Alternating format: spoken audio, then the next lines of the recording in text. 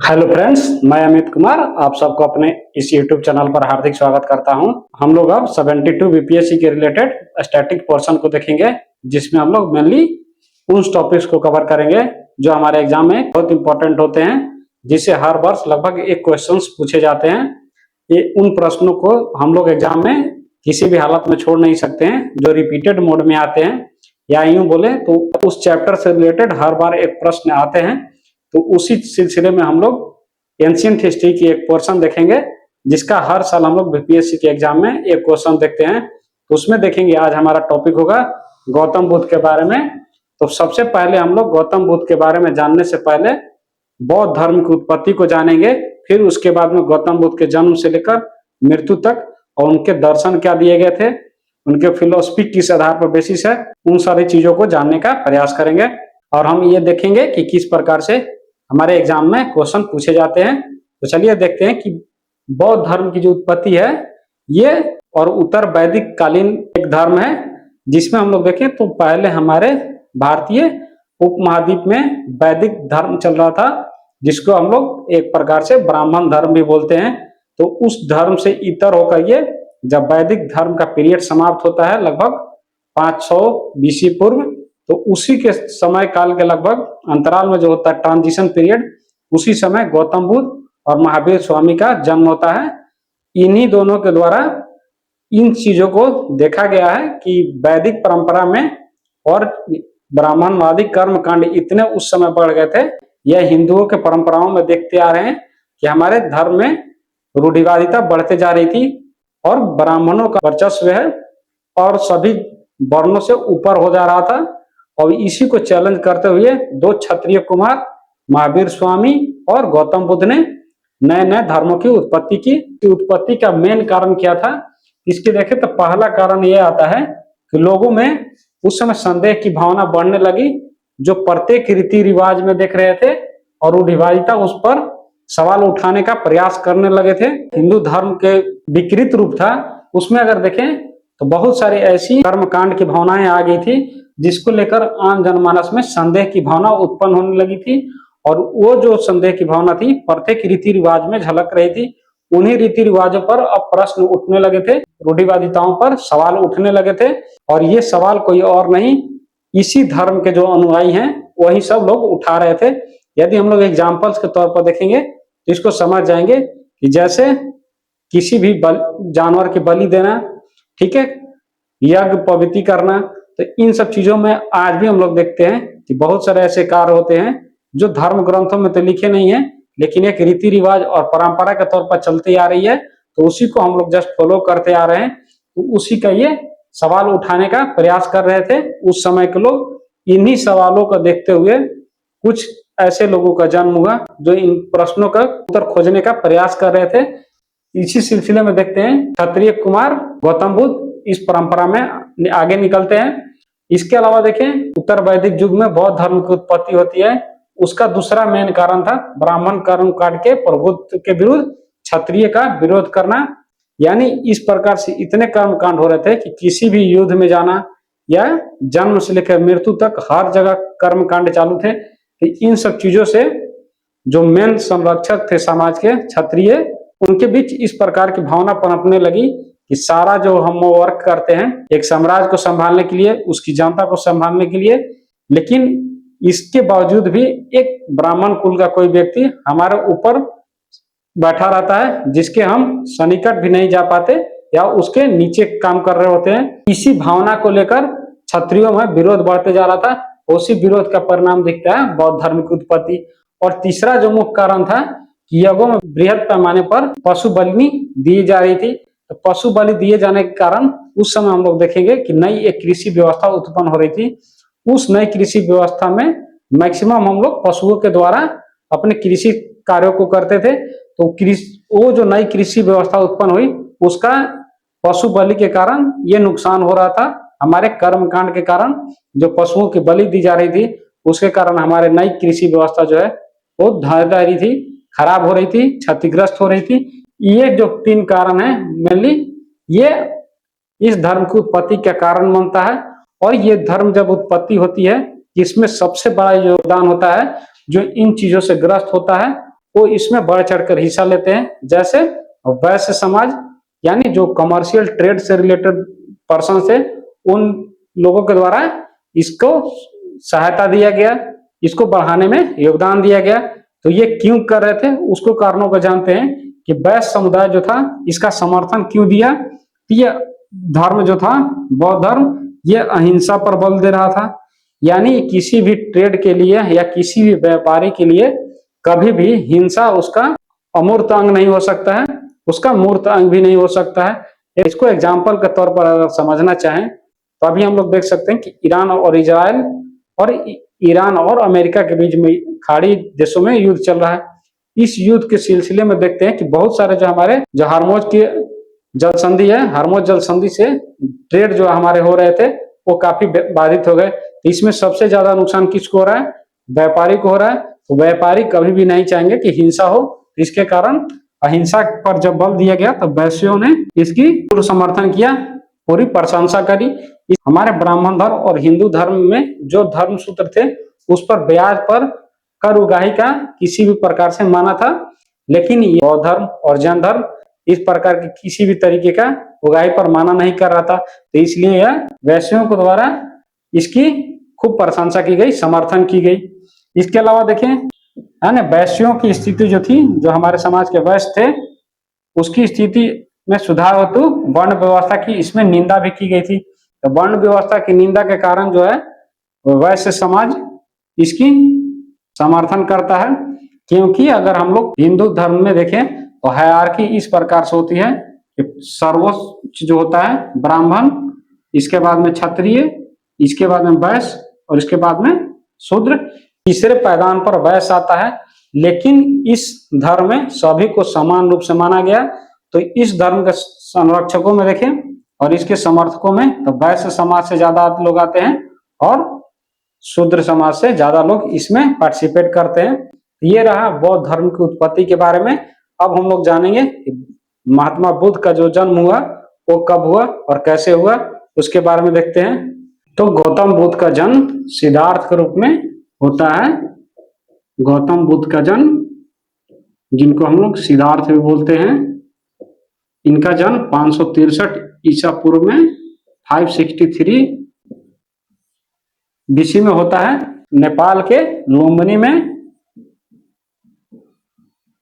इनका जन्म होता है। और इनके पिता का जो नाम है सुधोधन और इनकी माता का नाम है महामाया।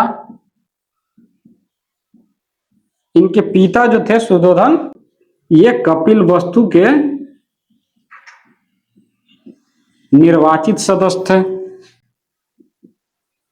यानी हम लोग देख सकते हैं कि किस प्रकार से डेमोक्रेटिक वैल्यू थी उस समय भी। यानी गौतम बुद्ध के जो पिता थे उनका भी निर्वाचन के थ्रू राजा के रूप में स्वीकार किया गया है, कहा कि कपिल वस्तु की जनता के द्वारा।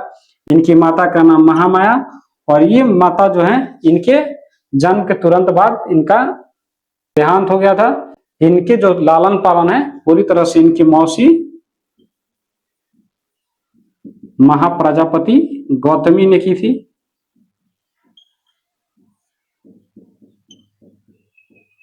जो बाद में चल के सुधोधन से शादी भी करती हैं, यानी गौतम बुद्ध की सौतेली माँ भी बनती हैं या सेकेंड मदर भी बोल सकते हैं, जो इनकी मौसी थी महाप्रजापति गौतमी। और ये आगे चलकर महिलाओं में सबसे पहले तो बुद्ध की प्रथम शिष्या बनती हैं, यही जिसको हम लोग क्या बोलते हैं बौद्धिक टर्म में भिक्षुनु।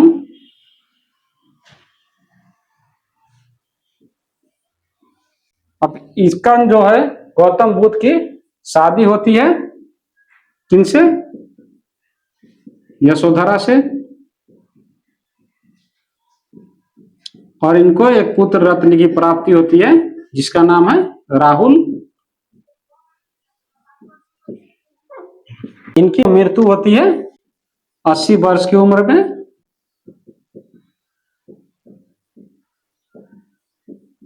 कुशीनारा में, कुशीनारा जिसको हम लोग आज वर्तमान टाइम में कुशीनगर बोलते हैं, ये होती है 483 बीसी में ईसा पूर्व में। फैक्ट्स जो थे हमारे गौतम बुद्ध के रिलेटेड, ये हम लोगों ने देख लिया। इसमें हमारे एग्जाम से रिलेटेड कौन से टर्म्स है जो आते हैं कि ये इनका जो जन्म कहाँ हुआ था, लुम्बिनी में। इनके पिता किस के गणराज का राजा थे, तो ये थे कपिल वस्तु के जो निर्वाचित थे, एक तरह से पूछा जा सकता है। इनकी माता का नाम क्या था, महामाया। इनके पुत्र का क्या नाम था, राहुल। इनकी पत्नी का क्या नाम था, यशोधरा। और इनका मौसी का क्या नाम था, या सौतेली माँ का क्या नाम था, महाप्रजापति गौतमी। और इनकी प्रथम शिष्या जो थी वो कौन सी थी, जो भिक्षुणी भी बोलते हैं, ये थी महाप्रजापति गौतमी। अब इनके जन्म के बारे में एक कहावत है, इनकी माता को, महामाया जी को एक स्वप्न आता है, और उस स्वप्न में क्या देखते हैं ये कि कोई एक सफेद हाथी जो है इनके गर्भ में प्रवेश कर रहा है।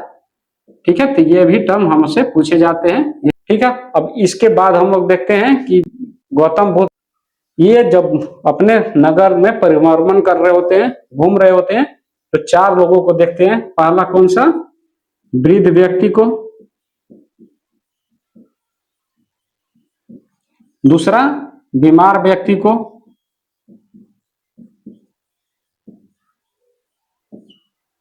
थर्ड थे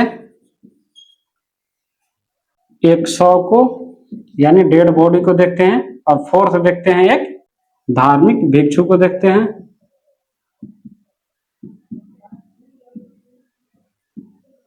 तो यहीं से इनके दिमाग में ये कौतूहल आता है कि ये जो 4 प्रकार के लोगों को देखते हैं, इनके दिमाग पर गहरा असर पड़ता है इसका। और इसकी सत्य को खोजने के लिए वो घर से बाहर निकलते हैं, यानी शाश्वत सत्य की खोज में ये बाहर निकल जाते हैं 29 वर्ष की उम्र में। ठीक है, और ये जब घर से बाहर निकल रहे होते हैं, अश्व और सारथी था चन्ना।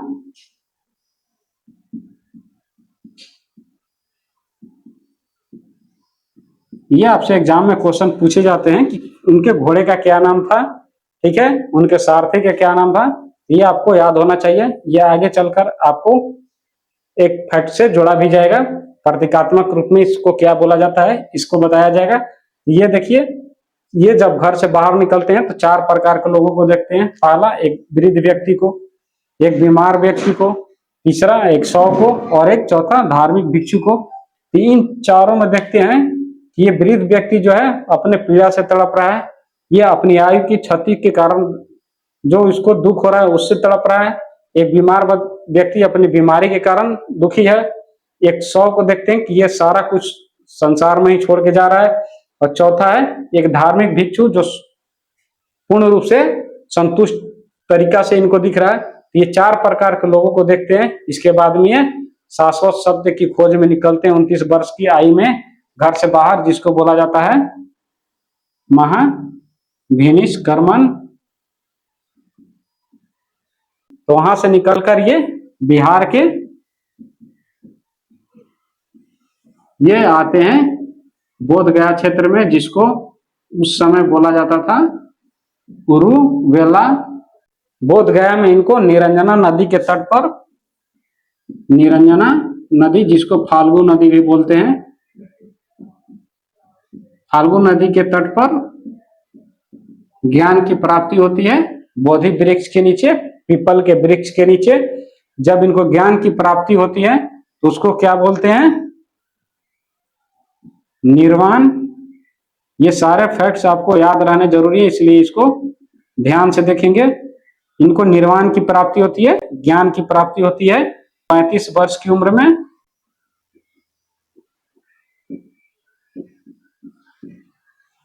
ये इन सब ज्ञान की प्राप्ति से पहले इनका कुछ स्टोरी है कि जब ये घर से निकलते हैं तो ये गुरुओं की तलाश में निकलते हैं, उन गुरुओं की तलाश में जिनसे ये शाश्वत सत्य की खोज कर पाए, उनको समझ पाए। तो इन्हीं चीजों को देखते हुए पहला जो इनका गुरु मिलते थे उस समय, उनका नाम था अलार कलाम,